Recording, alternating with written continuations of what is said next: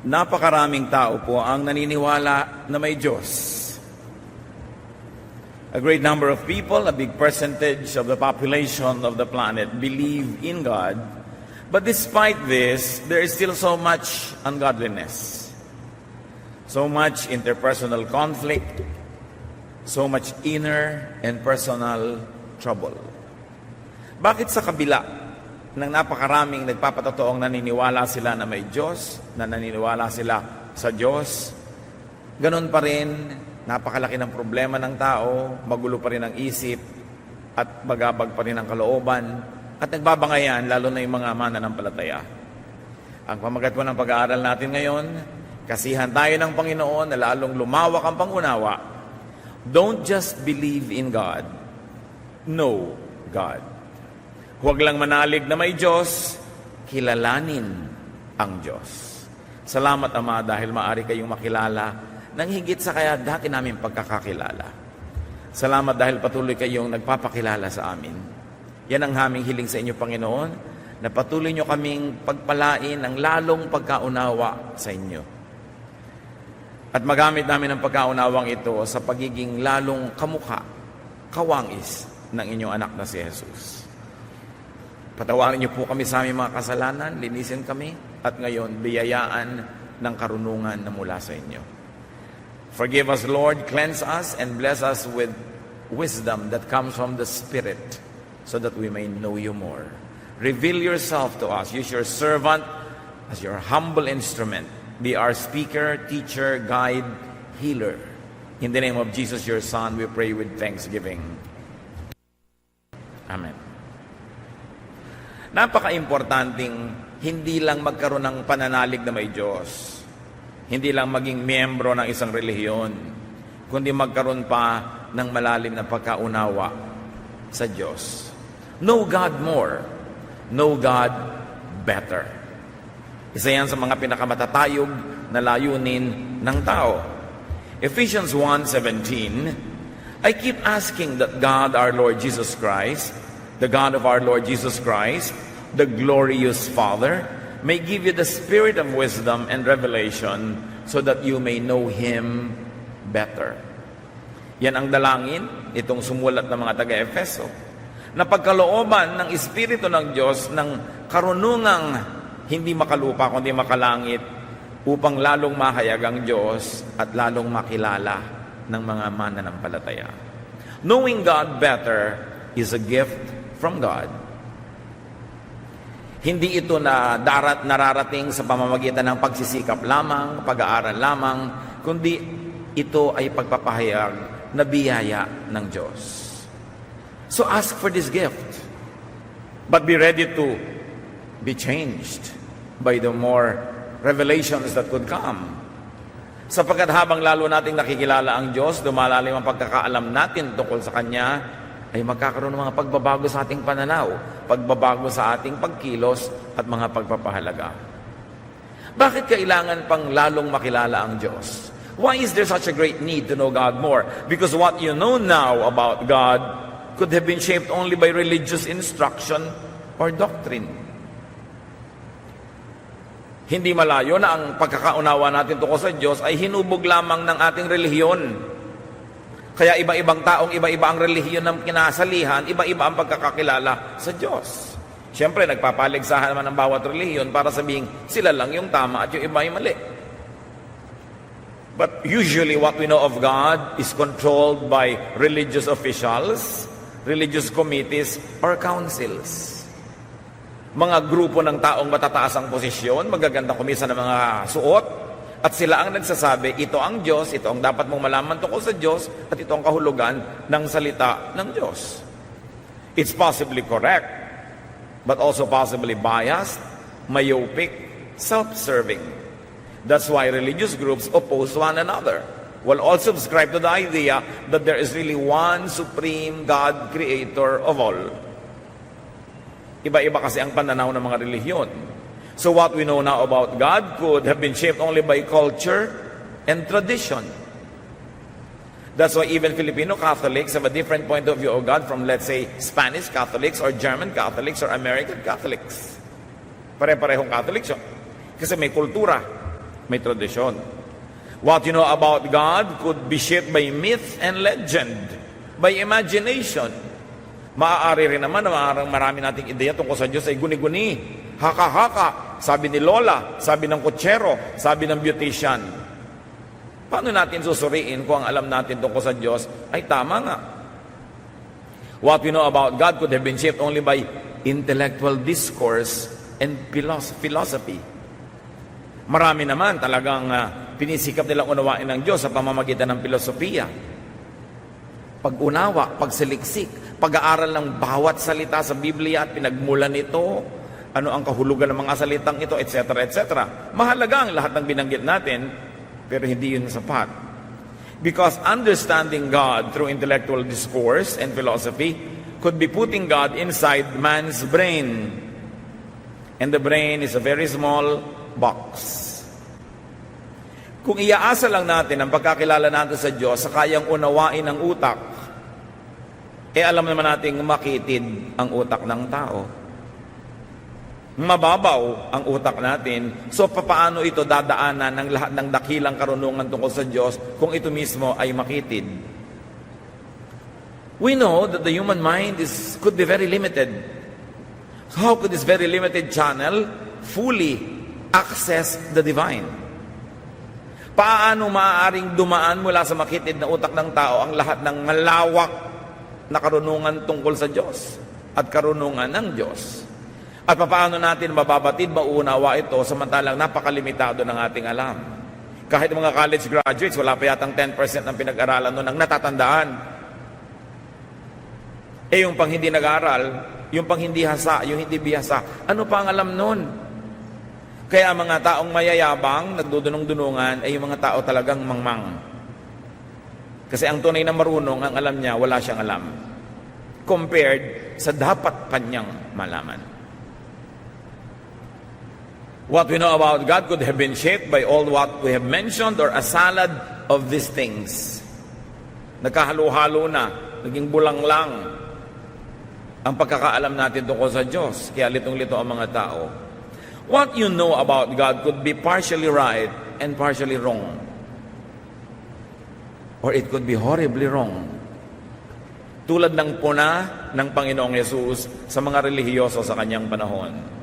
Matthew 22:29, Jesus answered, "You are completely wrong.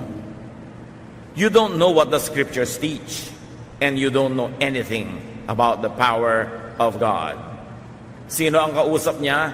The religious leaders of Israel. If Jesus would say that the religious leaders of Israel were completely wrong, that they don't know what the scriptures teach, and they don't know anything about the power of God, well, they have devoted their entire lives to religion. What else could be said of people who devote less energy to knowing God? Sila na yun, tayo pa kaya? Mahalagang patuloy na saliksikin kung sino ang Diyos, ano ang kanyang kalooban, at ano ang kanyang katuruan. Meanwhile, ang sabi sa Ephesians 1:17 na binasa natin sa pasimula, the spirit of wisdom enables a person to know God better. Sino daw ang tunay na makakapagturo tungkol sa Diyos? Ang Espiritu. Ang Espiritu ng karunungan na ipinagkakaloob. That is why the gift of God through Jesus is the Holy Spirit. Because God wanted to be revealed through Jesus. And the agent is the Holy Spirit of God. John 16:13, the Spirit shows what is true and will come and guide you into the full truth. The Spirit doesn't speak on His own. He will tell you only what He has heard from me, and He will let you know what is going to happen. The Lord Jesus speaking. Sabi niya, ang Espiritu ang magbubukas ng inyong isip. Ang Espiritu ang magpapakilala sa inyo sa Ama. Ang Espiritu ang magtuturo sa inyo. So what people need to know God more are not more scriptures, not more verses. So dinami-rami nga yan, hindi na mapag-aralan lahat. Not more priests and theologians. Not more religious laws. but spiritual understanding and discernment. Ang tunay na kailangan natin ngayon ay hindi mga karagdagang pang mga banal na kasulatan, hindi karagdagang mga pare o mga pastor o mga theologian, hindi karagdagang pang mga regulasyones, kundi espiritual na pagkakamulat. Lampas sa utak, lampas sa isip, lampas sa kaugalian, lampas sa dati ng alam. Then wisdom is what we need to apply what we will understand to daily life and to eternity. Kaya po magulo ang mga relihiyosong tao. Troubles come from intellectualization. Sobrang pinapagana ang utak. Kaya kita nyo, yung mga marurunong, walang ginawa kundi magtalo. Mas lumalalim nga ang pag-aaral sa mga Bible schools, mas kumisan, mas nakakalog ang pananalig. Dahil ini-intellectualize ang spiritual truth. Over-theologization. Sobrang inilalagay sa kahon ng pagkaunawa ng Diyos, sa Diyos. Kaya pag sinasabi mo, sasali ka sa isang church, ano po ang inyong statement of faith? The statement of faith, of course, is nothing but an interpretation of Scripture or a formal declaration of what they believe in. It doesn't always have to mean the exact will of God for His people or for the church. Sobra ang pag-i-intellectualize, ang pag-theologize, at sobra ding literalization. O bakit ka kumakain yan? Sabi ng Bible, eto. O ba't ganyan ang suot mo? Sabi ng Bible, eto. Sobrang literal. Wala ng contextualization na nagaganap. In other words, one of the problems with the intellectual approach to understanding God is the over-universalization of snapshots. Alam natin kung ano ang snapshot. Pag pumunta kayo sa mga ATM machines, gusto nyo malaman ang balance ng inyong account, bibigyan kayo ng snapshot. Etong pera mo ngayon. Hindi ibig sabihin na yan ang pera mo kahapon at yan ang pera mo next month.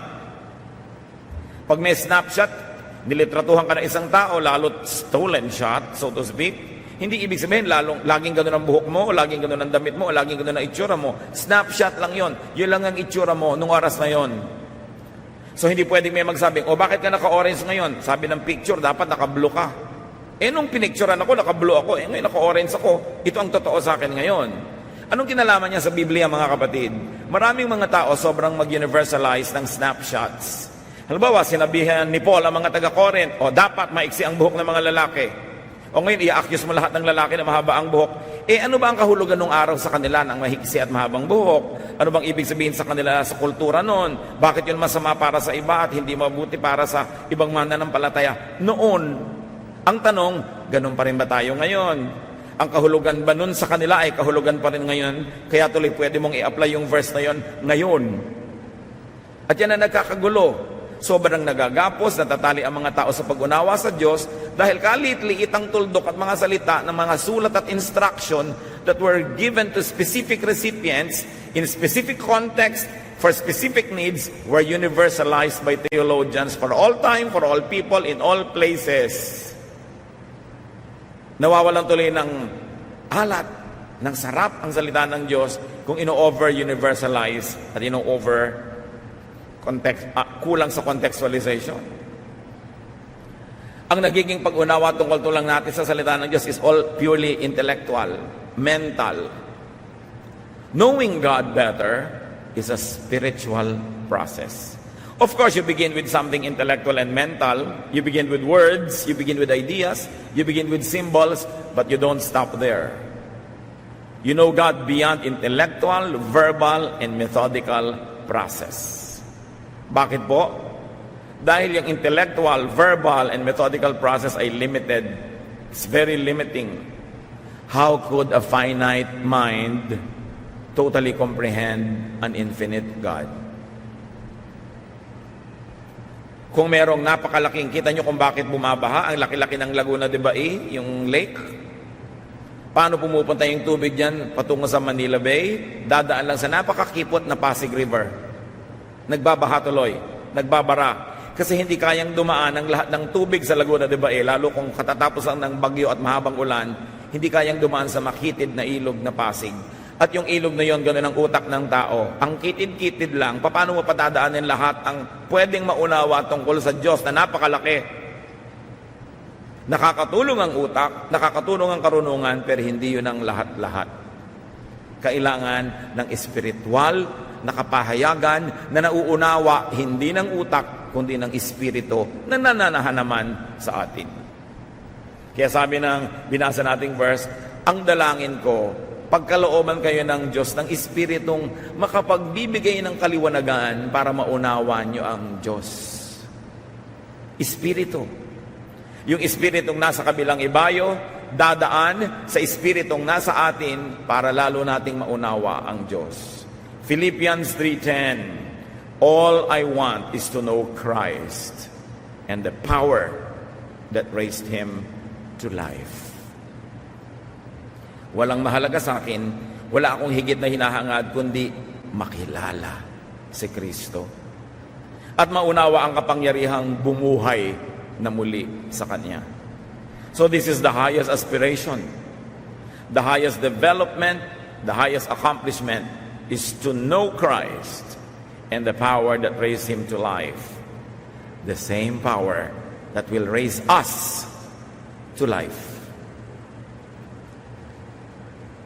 Magandang mag-memorize sa mga verses. Pero ang daming tao, memoryado yung buong Bible, pero nakilala ba nila ang Diyos? Naging maka-Diyos ba sila? Maganda mag-aral ang mga theology, surely.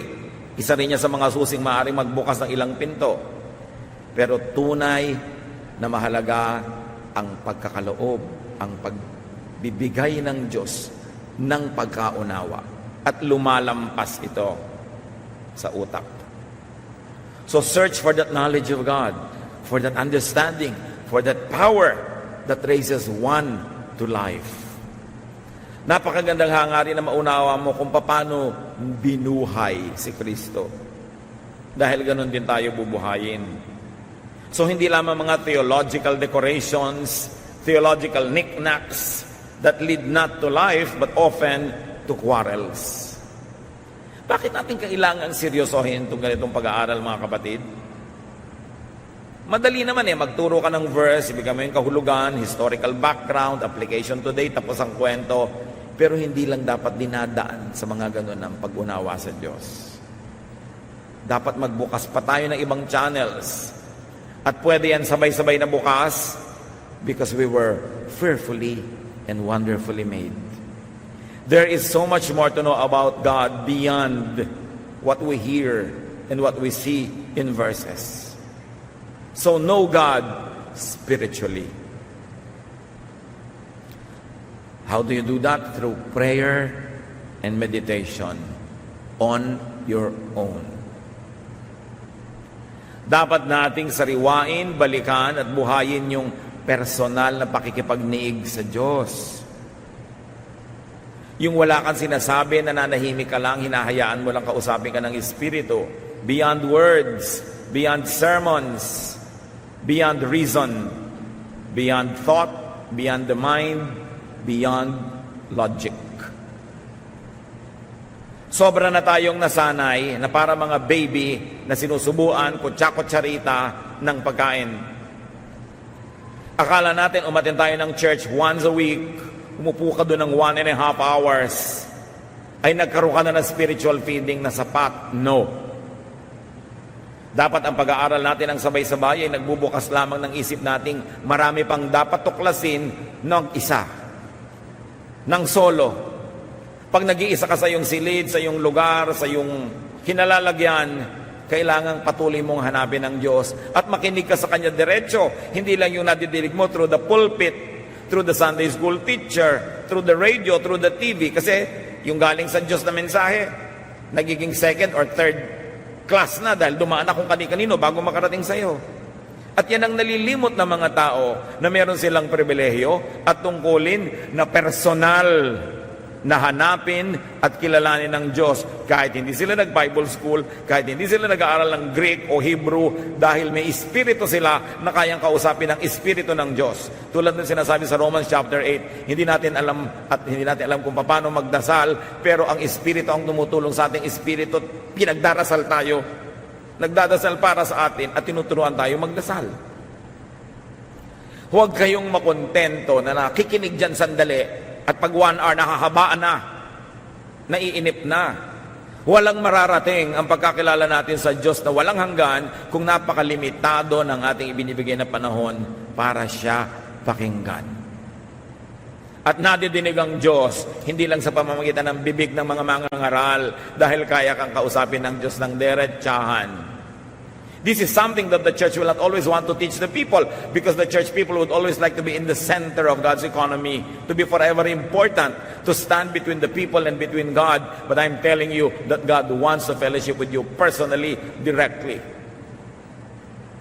That the fellowshipping of God with you through the church, through the institutions, through teachers is only one of the many ways that you can be with God. And you must develop your personal time, your personal relationship, and your personal knowledge of God. Of course, your personal knowledge of God cannot be applied to everybody. We cannot make a church doctrine out of it, but you may apply it personally in your own life.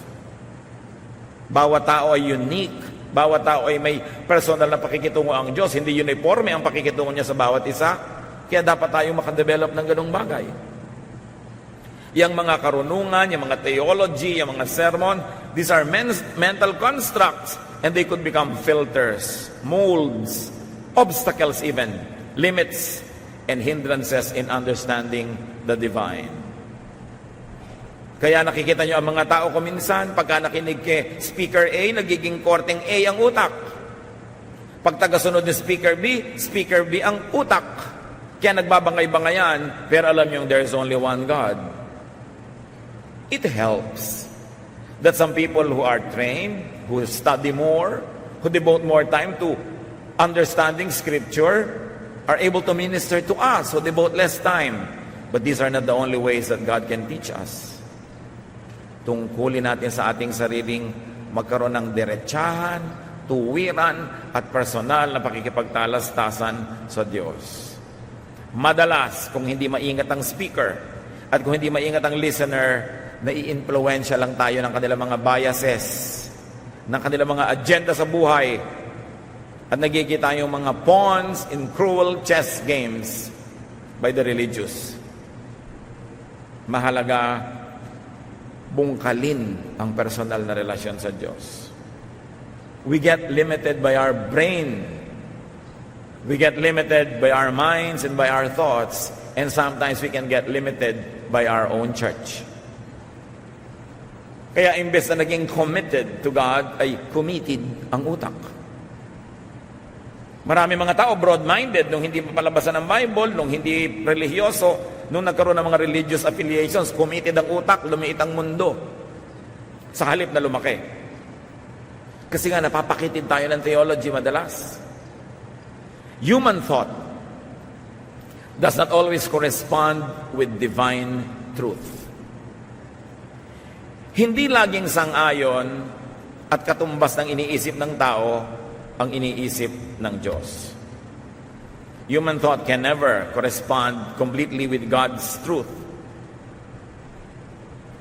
Isaiah 55, 8-9, the Lord says, "My thoughts and my ways are not like yours.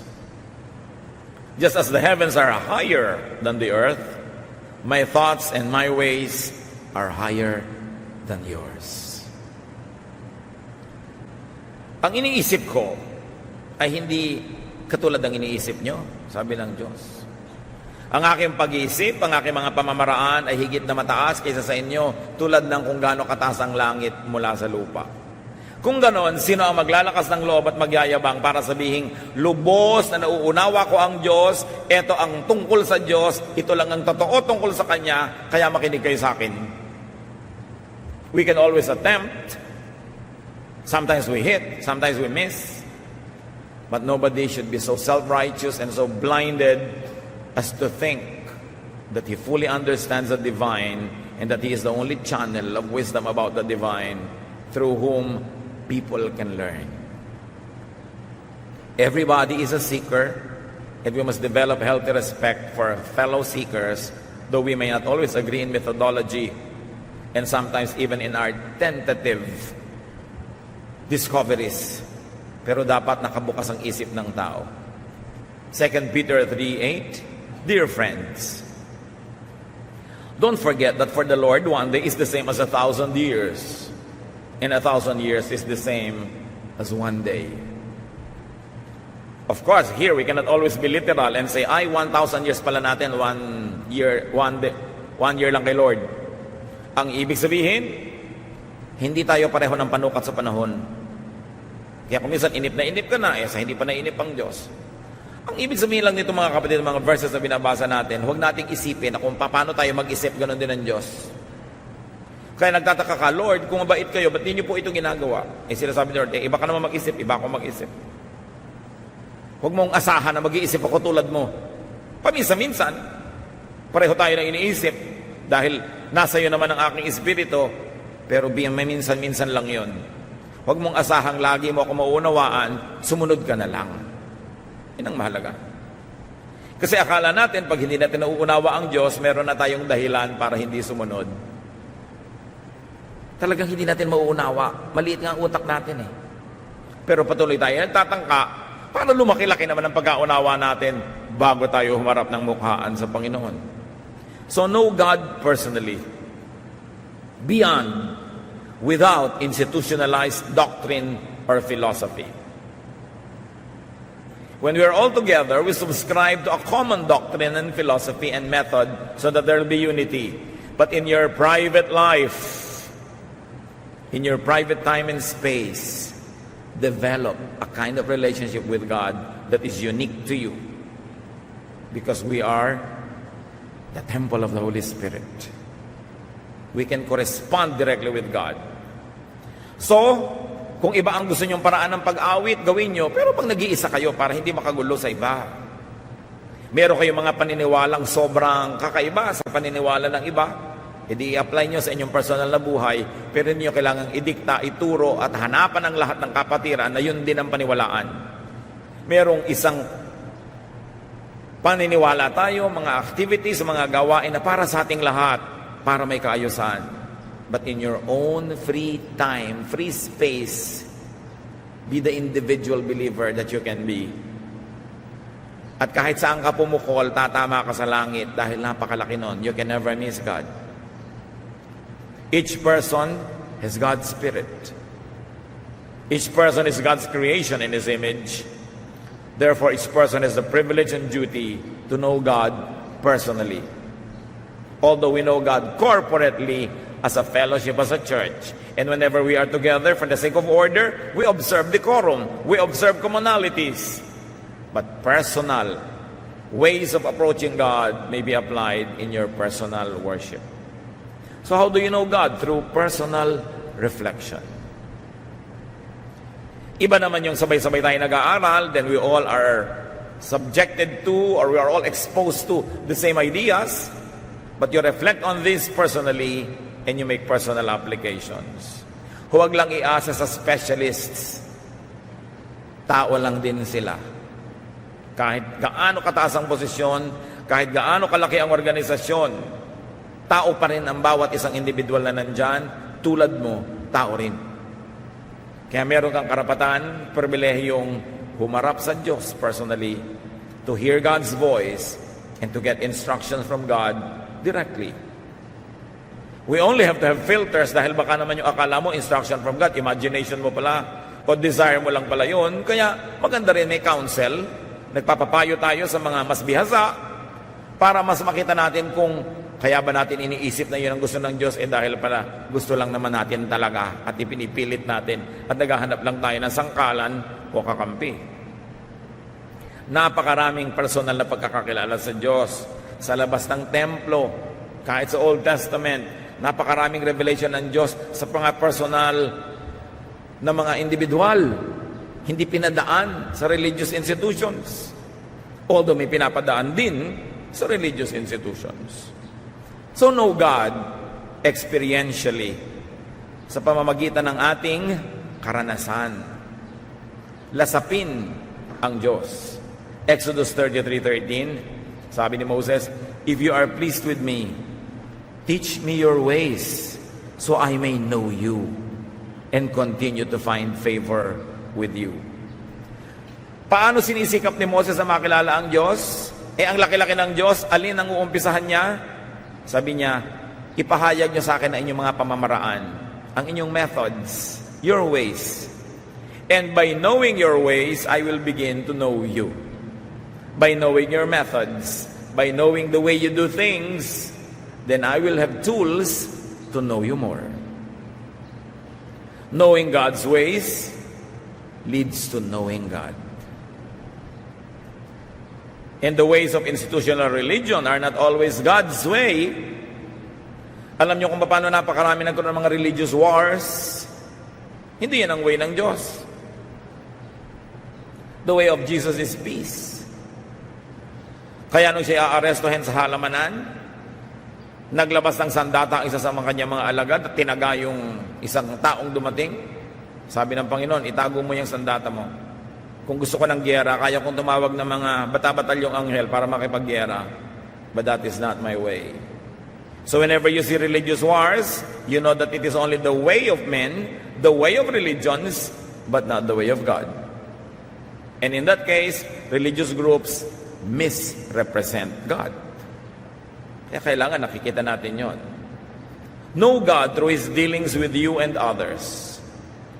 Alam nyo ba na kung bubuksan nyo lang mga kapatid ang inyong mata at tainga, be observant, makikilala nyo ang Diyos kung paano siya sumasagot sa inyong mga dalangin. Kasi lagi siyang sumasagot. Yes, no, later, sagot yon. Kung paano siya nagpapahayag sa pamamagitan ng mga mumunting mga himala na hindi nyo napapansin. Ang sarap na magbukas ng mata, magbukas ng pakiramdam, at damahin nyo ang pagtuturo, pag-aakay sa inyo ng Diyos araw-araw. Laging nandun. Hindi lang kasi tayo nakatune in. Wala tayong inaabangan kundi mga dagat na mabiyak, mga tala na bumaba, umakyat. Maraming himala araw-araw. Yung mananalangin lang kayo, lalo yung mga talagang nananalig, humihingi ng signs, nakakakita sila. Lord, ano po bang gagawin ko? Nakakalito naman. Ang sasagutin ko itong si manliligaw A, B, or C. Please give me a sign. And they see signs. Kaya lang, don't be deluded and don't be deceived by your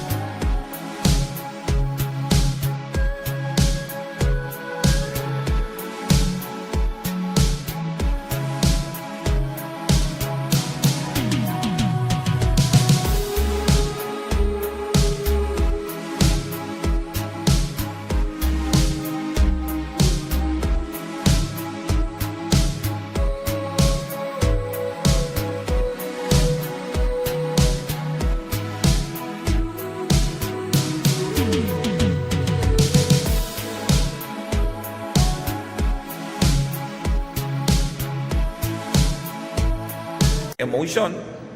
Kailangan sinusuri, pero meron. Buhay ang Diyos. Kumikilos siya. Sangkot siya sa buhay natin araw-araw. Kailangan lang nating makita. Hindi lang sa verse na nakikita. Hindi lang sa sermon. Araw-araw. Kasi kasangkot siya at mahal niya tayo. Observe. Know God through the way God moves in your life. You don't need somebody else's life to show you this. You have your own life, which is the palette through which God paints. Parang isang tanghala ng ating sariling buhay na doon nakikita ang performance ng Diyos. Kailangan lang nating magbukas ng pananaw. God can be experienced. You don't only hear about God, you don't only hear God's words, experience God. Kailangan lang sensitive. One way to measure if someone does not know God, 1 John 4:8. God is love, and anyone who doesn't love others has never known Him. Ang Diyos daw ay pag-ibig at sino mang hindi umiibig sa kapwa ay hindi nakakilala sa Kanya kahit paano. So God is love. That is one of the greatest truths revealed in Scripture. Therefore, God's way is the loving way. Anyone who does not love, anyone who is not loving, anyone who employs unloving ways, does not know God.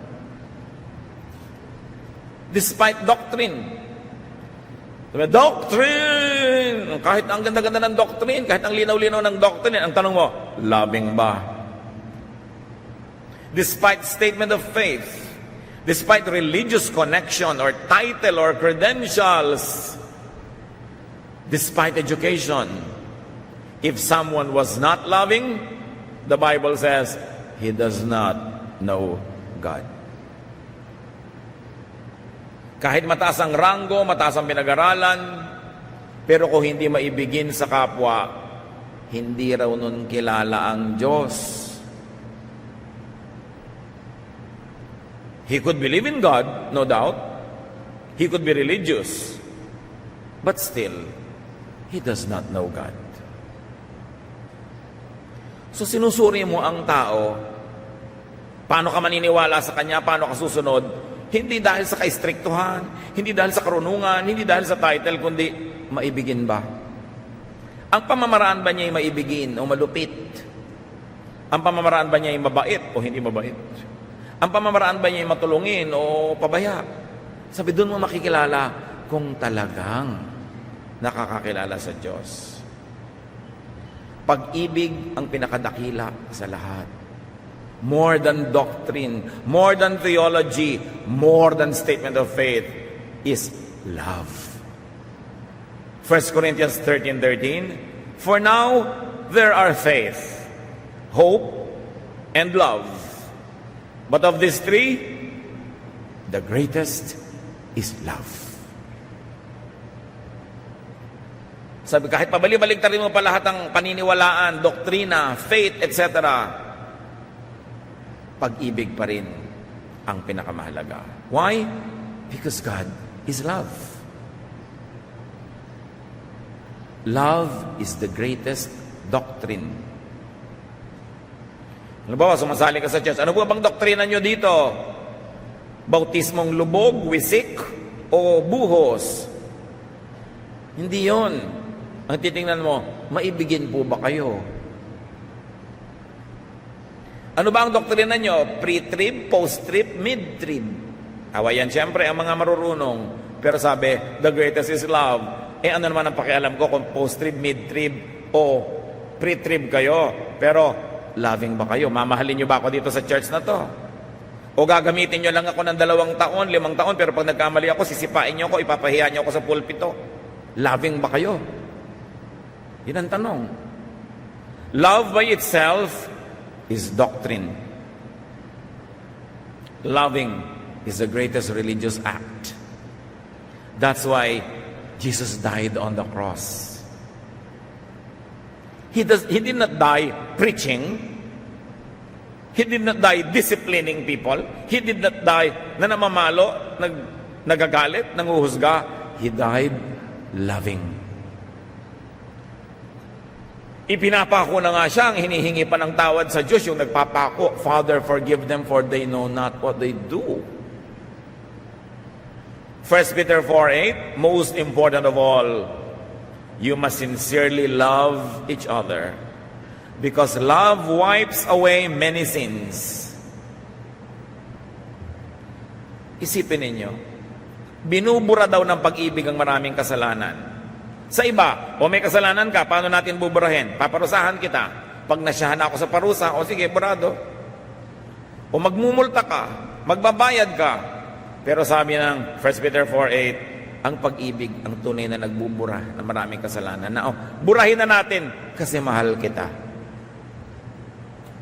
Pinapatawad ka na kasi mahal ka. Hindi ka kinukonsinte, pero tinatanggap ka kahit ano pa man. Tapos patuloy kang mamahalin, tutulungan para bumangon-bango ka kung dati kang napakabantot. Luminis-linis ka kung kay rumi-rumi, tumawid-tuwid naman kung napakaliko, pero liko-liko, marumi, mabaho, tatanggapin ka because that is love. You are not rejected. That is God's love, but that is not the love of religion. Ititiwalag ka, tatanggalin ka. Kasi hindi ka na magandang example. So, lagi ka na lang tool, instrument. You are never the beneficiary.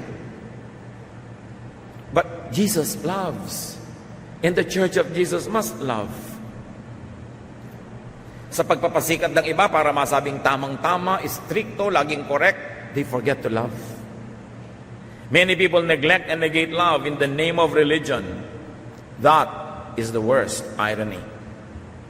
When religious people, in their attempt at being religious, in packaging and showing themselves as religious, become unkind, especially to their own.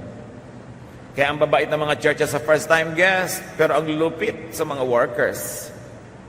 Paano yun? Pakitang tao? It is God's love through Jesus that wiped away sin. Not punishment, not doctrine, not ritual, not appearances, but unconditional love. If only the church would return to these basic teachings of Jesus, the church would become the salt of the earth again. What kind of love are we talking about? Love that is enough to forgive. Love that is enough to nourish. So God could be known by opening yourselves up to love. By receiving love. And by actually loving. Isa yan sa mga mabisang paraan para makilala ang Diyos, buksan ang puso sa pag-ibig niya, sa pag-ibig ng iba, tumanggap ng pag-ibig, huwag nang magyabang, huwag nang magsarili, buksan ang puso, at lalo na umibig din. Magpatawad, then maiintindihan mo kung paano nagpapatawad si Jesus at anong kanyang ibinayad ng sarili niya para lang siya makapagpatawad ng iba.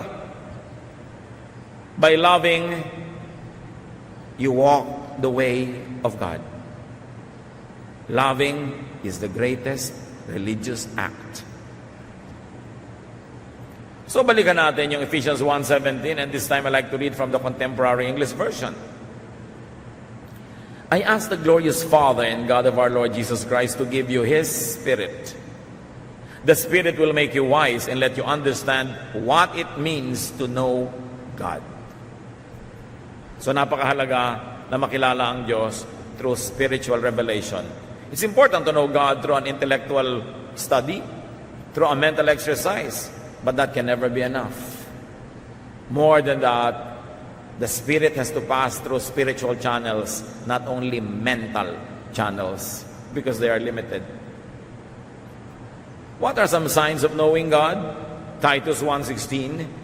Such people claim to know God, but their actions prove that they really don't. They are disgusting. They won't obey God. And they too are too worthless to do anything good.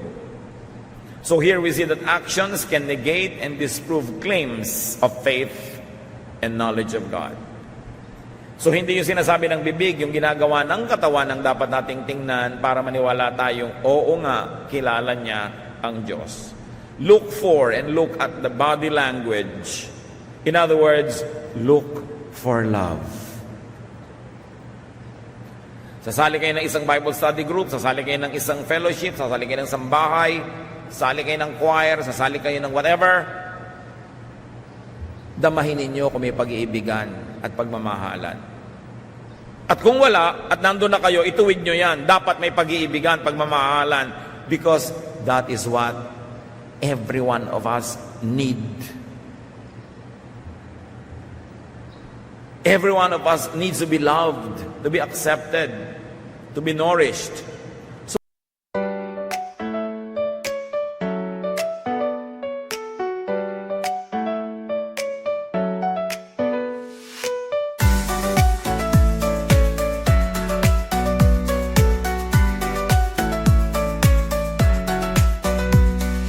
Raindrops falling down my face,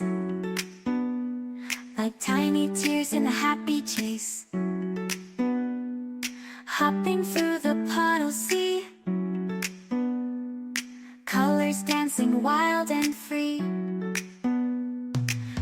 skies are gray, but I don't mind. Cool raindrops on my skin I find. Kicking off my Saturday. Watch the clouds just drift away. Rainbow in the rain, what a sight. Colors shining oh so bright.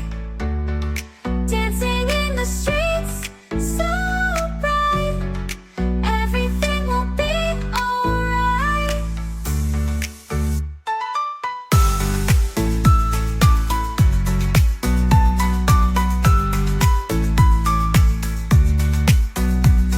Umbrella spinning, twirling round.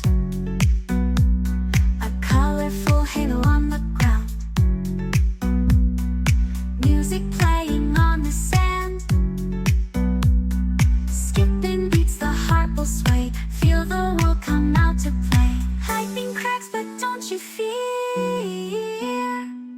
Magic shines when skies are clear. Raindrops whisper secrets true. A hidden beauty shines right through.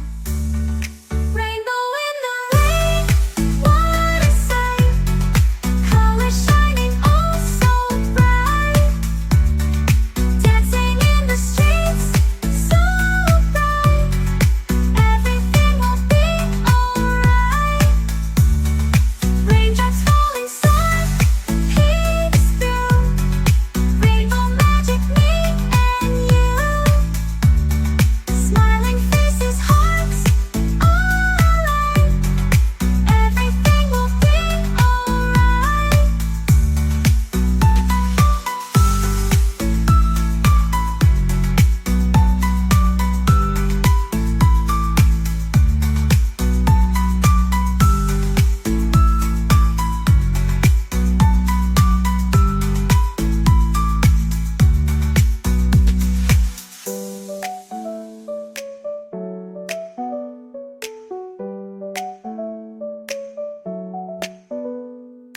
Raindrops falling, sun peeks through.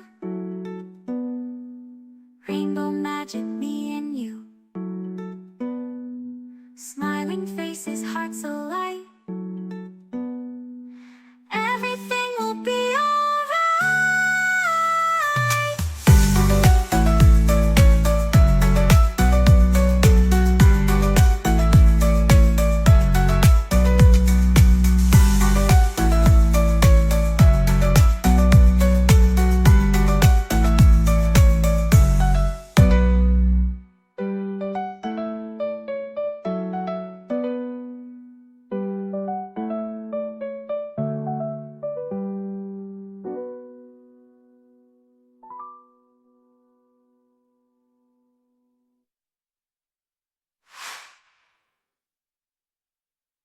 Why make it hard for others?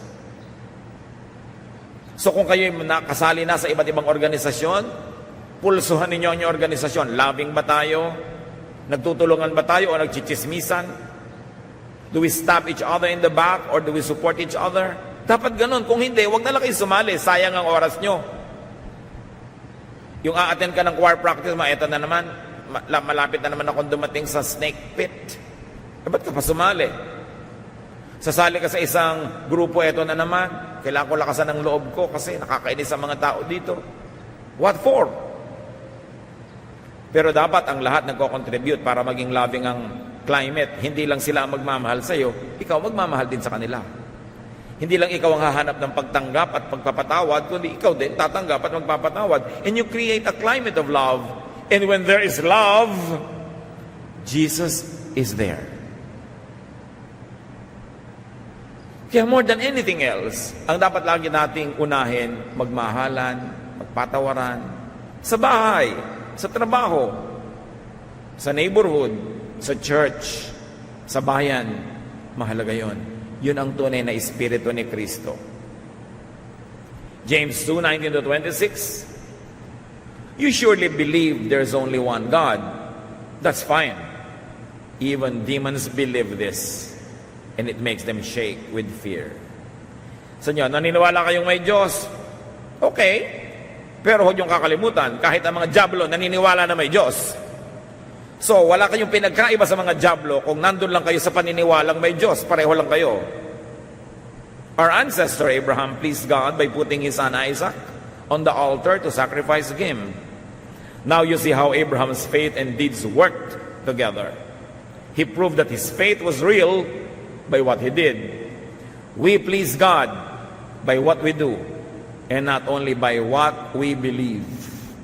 Anyone who doesn't breathe is dead, and faith that doesn't do anything is just as dead.